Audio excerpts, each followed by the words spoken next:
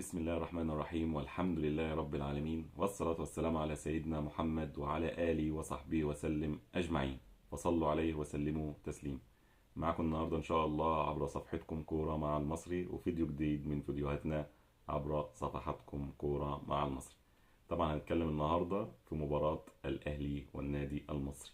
مباراة مهمة طبعا للفريقين، مباراة مهمة طبعا، يعني نادي المصري حتى الآن متصدر الدوري، ان شاء الله يكمل ونشوفه طبعا في احسن صورة دائما وابدا باذن الله.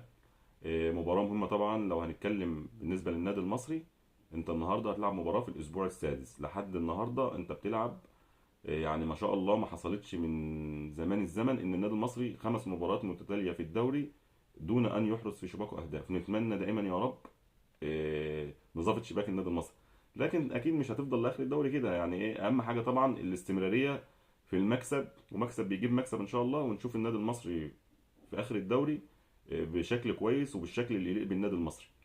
المباراة طبعا النهارده مباراة مهمة جدا من الاسبوع السادس للدوري المصري.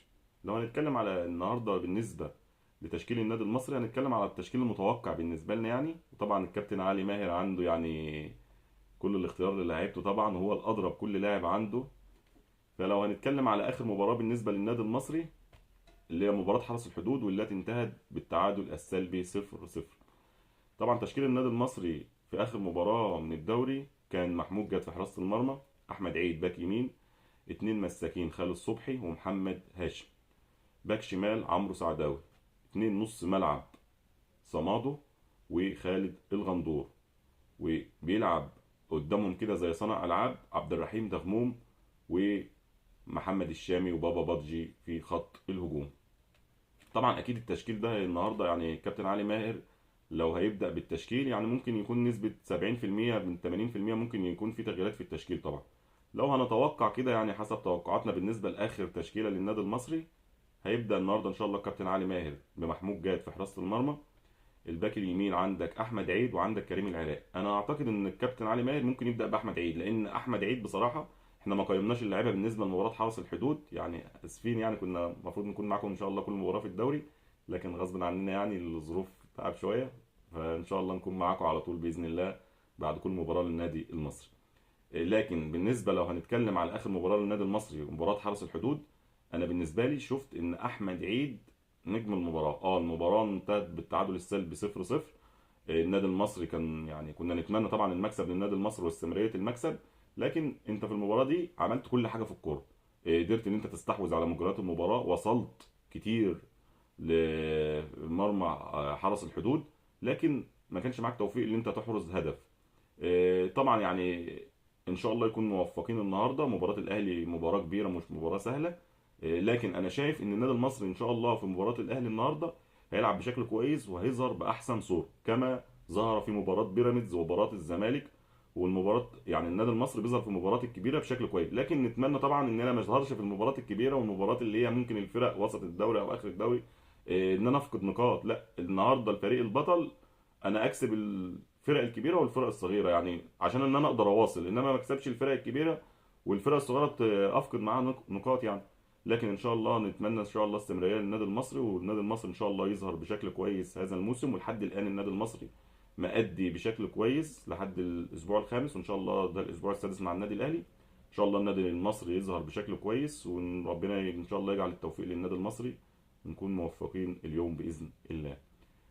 فاتكلمنا طبعا قلنا احمد عيد، يعني كنا حابين طبعا ان احنا نذكر يعني ان احمد عيد نجم مباراه حرس الحدود. نتمنى ان شاء الله الاستمراريه، وان شاء الله يعني الكابتن علي ماهر عنده درايه بكل لاعبيه. بدا احمد عيد لاعب ما شاء الله نجم ودولي، بدا كريم العراقي حدث ولا حرج بقى نجم النادي المصري في الفتره السابقه ومن الموسم الماضي. فاي لعيب هيكون متواجد، النادي المصري اسكواد زي ما احنا اتكلمنا في بدايه الموسم، اسكواد عالي جدا ومحترم ولاعيبه كويسه ونجوم ورجاله. فاي لعيب هيكون متواجد والكابتن علي ماهر هيكون مديله الثقه ان هو يبدا بيه، ان شاء الله يكون قد الثقه، ونشوف دايما وابدا لعيبه المصري بشكل كويس. فقلنا هيبدا بمحمود جاد باك يمين. ده بالنسبه لتوقعنا للتشكيل. طبعا الكابتن علي ماهر عنده حريه الاختيار وهو الادرى زي ما احنا اتكلمنا بكل لاعبيه، لكن احنا بنتوقع من حيث يعني مشاهدتنا لمباراه النادي المصري. باك يمين احمد عيد، 2 مساكين اعتقد هيبدا بباهر المحمدي ومحمد هاشم. يعني ممكن يكون التغيير هنا في خالد صبحي، او خالد صبحي ممكن يبدا، بس هو ممكن يبدا ايه محمد هاشم باهر المحمدي، لان اتنين لعبوا اكتر. على باك شمال هيبدا ان شاء الله عمرو سعداوي برضو. اتنين نص ملعب اعتقد ان هيبدا بصمادو، ظهر بشكل كويس برضو، لكن لسه منتظرينه. يعني كانت اول مباراه ليه مباراه حرس الحدود كاساسي وظهر بشكل كويس. فاعتقد ان برضو صمادو ممكن يلعب في نص الملعب، وخالد الغندور ممكن يكون قدامهم برضو كده كصانع لعب. يبدا باللاعب عبد الرحيم دغمو.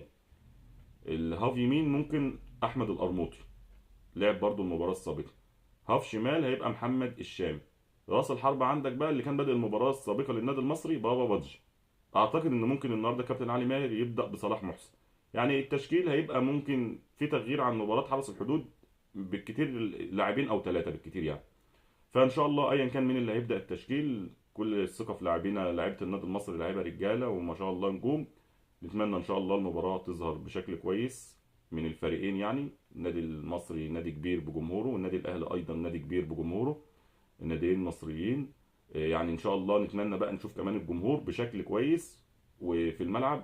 حابب بقى اتكلم بعيد عن المباراة شوية، خارج المباراة. يعني اللي بيحصل الفترة الأخيرة من الجماهير، نتمنى العصبية للجماهير. خلاص بقى كفاية كده، كفاية عصبية يعني في المدرجات. اه شجع النهاردة فريقك، شجع. فريقك كسب ألف مبروك، فريقك خسر خلاص اه هتزعل. اه بقول لك مش هتزعل، لا هتزعل وازعل عادي، بس ما يكونش بشكل مسيء للاعيبتك او تظهر بصوره مش كويسه. ده انا بتكلم هنا على جميع الفرق الجماهيريه، سواء اهلي زمالك مصري اتحاد محله اسماعيلي، جميع الفرق الجماهيريه. كفانا عصبيه بقى. يا ريت نكون نتفرج على الدول الاوروبيه، الفرقه النهارده بتكسب الجمهور بيشجعها، الفرقه بتخسر الجمهور برضو بيسقف لها وبيحييها. النهارده انت كجمهور رايح تستمتع بالمباراه، هي مباراه في اول والاخر هي مباراه كره قدم. انا رايح علشان اتفرج واستمتع بالمباراه. فيعني نتمنى طبعا الجمهور يعني يظهر دايما، جمهورنا المصري بكافه جماهير الكره المصريه تظهر بشكل كما عدناكم، تظهر بشكل كويس. نتمنى ان شاء الله يعني التوفيق دايما وابدا للكره المصريه. النهارده لو هنتكلم على الكره الاوروبيه، مانشستر سيتي يعني كان الله في عون جمهور مانشستر سيتي وجوارديولا كمدير فني. النهارده مانشستر سيتي في الموسم الماضي حقق الدوري، حقق دوري ابطال اوروبا، يعني عمل كل شيء في الكوره. النهارده مانشستر سيتي اي فريق بيلعبه بيهزمه. فيعني وبرضه فريقه الجمهور ما بيخرجش عن الروح الرياضيه، بيشجع فريقه وعنده ثقه ان فريقه هيرجع تاني. هي دي الكوره. فده اللي احنا نتمناه من الجمهور المصري عامه. النهارده انا رايح اشجع الفريق، الفريق كسب الف مبروك واشجعه، فريق خسر خلاص اه انا زعلان. لكن الكرة هي مكسب وخسارة، مباراة جاي يعوض. هي كرة القدم فيها ثلاث نتائج: مكسب تعادل هزيمة. فانت المفروض ان انت تكون رايح النهارده عارف اه عندك ثقة في فرقتك، وبتتمنى طبعا اي جمهور اي فريق بيتمنى ان فريقه يكسب ويظهر بشكل كويس. لكن يكون عندك ان خلاص يقين ان انت النهارده معرض للثلاث اللهم صل على النبي، للثلاث نتائج. فعادي بقى خلاص، يعني المفروض ان احنا نكون اتعودنا، والعصبيه بتاعتنا بتاعت زمان دي خلاص، ما يكون الجمهور خلاص ما هوش متعصب ورايحين نشجع. ونتمنى طبعا التوفيق للكره المصريه ان شاء الله، والتوفيق اليوم للنادي المصري باذن الله. طبعا بتكلم النهارده محلل او واحد من جمهور النادي المصري، وده شرف ليا دائما وابدا يعني. لكن اتمنى التوفيق للنادي المصري. ان شاء الله مباراه تظهر بشكل كويس من الفريقين ومن الجمهورين باذن الله. وشرف لنا متابعتكم عبر صفحتكم كوره مع المصري. واخر ما ننهي به الكلام هو الصلاة والسلام على سيد الأنام سيدنا محمد صلى الله عليه وسلم. وشكرا لكم، والسلام عليكم ورحمة الله وبركاته.